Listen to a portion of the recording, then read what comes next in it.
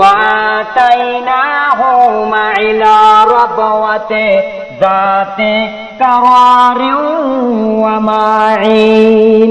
আল্লাহ রাব্বুল আলামিন মরিয়ম আলাইহিস সালাম যে সিদ্ধান্ত নিলেন, তখন আল্লাহ পাক মরিয়মকে বললেন, ও মরিয়ম, তুমি তোমার এই নবজাত শিশুকে নিয়ে, তোমার এই সন্তানকে নিয়ে আমি একটা সিদ্ধান্ত নিলাম। তুমি তোমার সন্তানটাকে নিয়ে তুমি ওই যে মিশরের মধ্যে একটা আমি পানির একটা উচ্চ জায়গায়, একটা প্রলোভন জায়গার মধ্যে আমি পছন্দ করেছি, ওই জায়গার মধ্যে তুমি তোমার সন্তান নিয়ে চলে যাও। বলেন সুবহানাল্লাহ। ওই জায়গায় আমার একটা খুব ঘনিষ্ঠ খালেস বন্ধু আছে।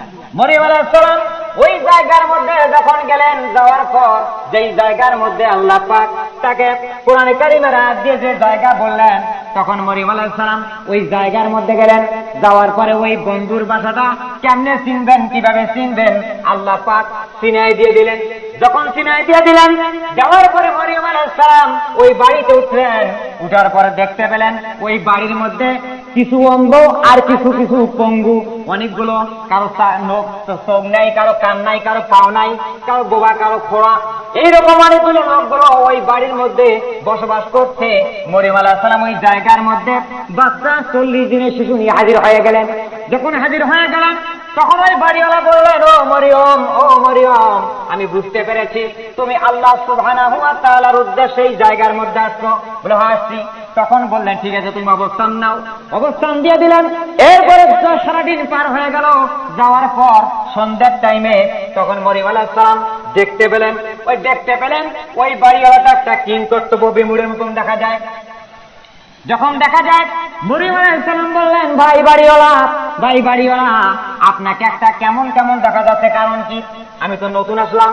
তখন বাড়িওয়ালা বলল, ও মরিয়ম, আমার বাড়ির মধ্য থেকে আজকে বা কয়েকদিন আগেই আমার একটা কিছু মালামালের বস্তা হারায় গেছে।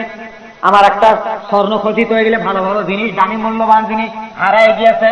কিন্তু আমি তো একজন ভালো মানুষ, আমি তো আল্লাহ পাকের একজন গোলাম, আল্লাহ পাকের বান্দা। আমি এই জন্য আল্লাহকে ভালোবাসি, আর ভালোবাসার কারণে আমি এই অন্ধ পঙ্গুগুলোকে জায়গা দিয়েছি, কিন্তু এই মূল্যবান জিনিসটা আমি পাচ্ছি না। যখন এরকম করে মরিয়ম আলাইহিস সালাম টেনশন করে গেলেন, তখন চিন্তা করলেন, হায় সর্বনাশ, আমি তো আমার সন্তানকে নিয়ে আসলাম, যদি অপবাদটা আমার গাড়ে হয়ে যায় কিরকম হয়। এইরকম কথা কাটাকাটি করতে করতে মরিয়ম আলাইহিস সালামের যে সন্তান আল্লাহ পাক 40 দিনের শিশু ঈসা আলাইহিস সালামের কানের মধ্যে পৌঁছায় গেলেন।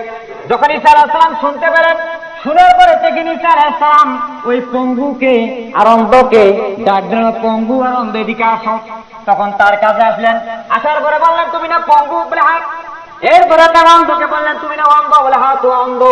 এরপর অন্ধ আর পঙ্গুকে বললেন, ও পঙ্গু আর অন্ধ, তোমরা যাও, ওই যে অমুক একটা কুটুরির মধ্যে ঘর আছে, ওই কুটুরির মধ্যে একটা বস্তার মধ্যে মালামালের বস্তাটা, ওই বস্তাটা আছে, ওই বস্তাটা তোমরা দুইজন মিলে নিয়ে আসো।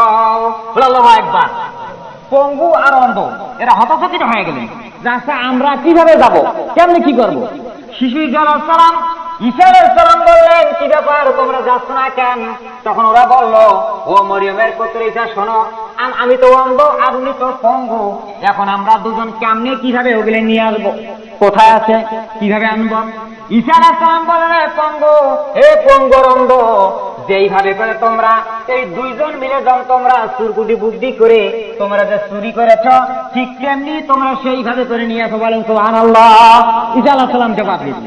যখন ঈসা আলাইহিস সালাম এই কথাটা বললেন, তখন বাড়িওয়ালা বললেন, ও মরিয়ম, তোমার সন্তান তো সবে বলে দিতে পারে।